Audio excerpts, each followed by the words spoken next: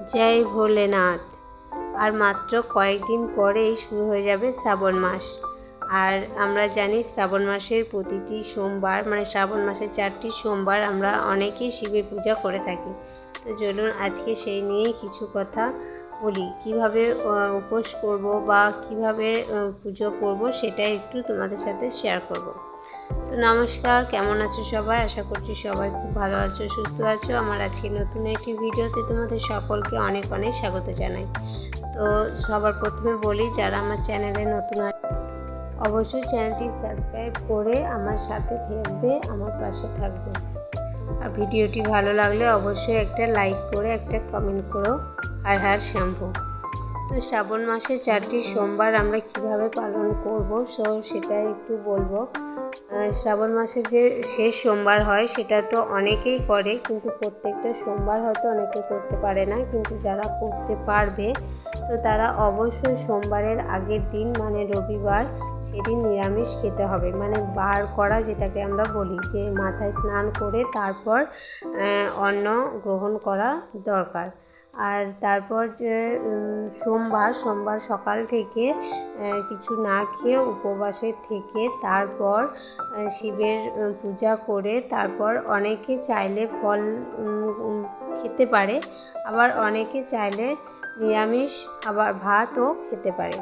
তো অনেকে ভাত গ্রহণ করে না, মানে অন্ন খায় না, ফল খায় অথবা সাবু সুজি এই ধরনের কোনো খাবার খেয়ে থাকে। আবার অনেকে চাইলে ময়দার কোনো খাবারও খেতে পারে। কিন্তু যারা একেবারে নিখুঁতভাবে এই শিবের পূজা করে থাকে তারা এই ভাত বা ময়দার কোনো খাবার বা মুড়ি এ ধরনের কোনো খাবার খায় না। তারা সারাদিন সকাল থেকে উপোস করে স্নান করে তারপর মহাদেবের পুজো করে মহাদেবের মাথায় জল ঢেলে তারপর ফল অথবা কোনো শস্য দানা ছাড়া যে খাবার হয়, মানে সুজি সাবু এই ধরনের যে খাবারগুলো হয় ওইগুলো খেয়ে থাকে। তো আপনারা চাইলে অবশ্যই আপনাদের নিজেদের সুবিধা মতন এটা করে নিতে পারেন। তো আমরা সকলেই ভগবানকে স্মরণ করি, আমরা সকলেই ভগবানের মন থেকেই পূজা করে থাকি। তাই আপনারা ভক্তি ভরে আমরা যে পুজোটাই করব, যেভাবেই মহাদেবের পুজো করি না কেন সেটাতেই আশা করছি মহাদেব খুশি হবেন। তো এবার বলি যে আমরা এই শ্রাবণ মাসের সোমবারগুলোই কেন পালন করব।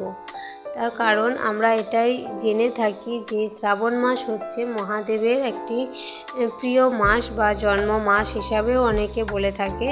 আর সোমবারটা হচ্ছে শিবের মহাদেবের পুজোর একটা বার।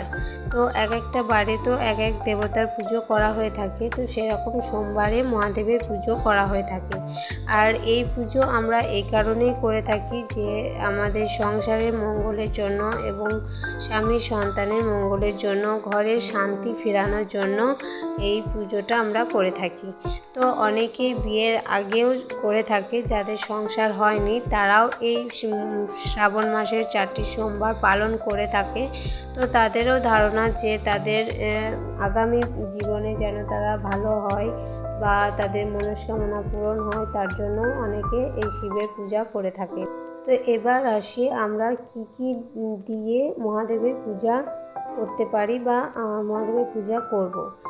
যেমন মহাদেবের প্রিয় ফুল যেমন ধূত্র ফুল বা যে কোনো সাদা ফুল বা নীল ফুল অর্থাৎ অপরাজিতা ফুল দিয়ে আমরা অবশ্যই মহাদেবের পূজা করে থাকি। এছাড়াও আকন্দ ফুলের মালা মহাদেবের খুবই প্রিয়, তাই মহাদেবের মাথায় জল ঢেলে তারপর আমরা এই ফুল দিয়ে পুজো করতে পারি।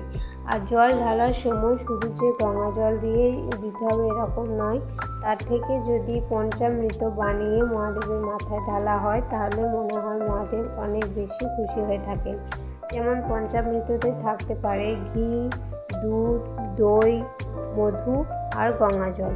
এই সবগুলো একসাথে মিশিয়ে একটা পঞ্চামৃত তৈরি করে তারপর সেটা মহাদেবের মাথায় ঢাললে মহাদেব অনেক খুশি হয়, অনেক আশীর্বাদ করে থাকেন।